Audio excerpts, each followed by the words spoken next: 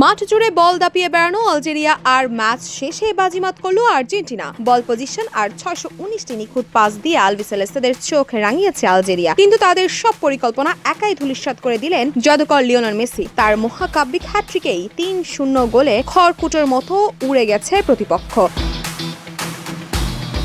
Coach Lionel Scaloni এদিনে দলকে 4-3-3 ফরমেশনে নামালেও আলজেরিয়ার মাঝ মাঠে পেসিং এর শুরুতে বল ধরে রাখতে বিপাকেই পড়েছিল আর্জেন্টিনা বল কম পেলেও যখনই পেয়েছে আলজেরিয়ার বক্সে ঝড় তুলেছে। তাদের 10টি শটের মধ্যে 6টি ছিল অন টার্গেটে। 17 মিনিটে ডি বলের পাস থেকে 25 গজ দূরের বুলেট শটে খাতা খোলেন মেসি।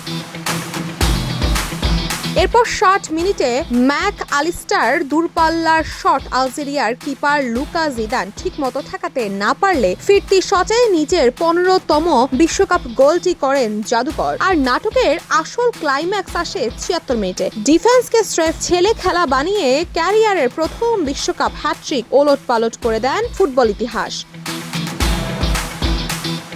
ব্রাজিলিয়ান কিংবদন্তি রোনালদোর 15 গোল ছাড়িয়ে মেসি ছুঁয়ে ফেলেন মিরোস্লাভ ক্লোসার 16 গোলের বিশ্ব রেকর্ড। নিজের 200তম আন্তর্জাতিক ম্যাচে এমন খুনে হ্যাট্রিকের পর 80 মিনিটে যখন জাদুকর মাঠ ছাড়ছিলেন, পুরো স্টেডিয়াম তখন দাঁড়িয়ে রাজাকে রাজকীয় বিদায় জানাচ্ছিল। বিশ্বকাপ অভিযানের শুরুটা যে এতটা রাজকীয় হবে তা স্বপ্নেও ভাবেনি সমর্থকরা।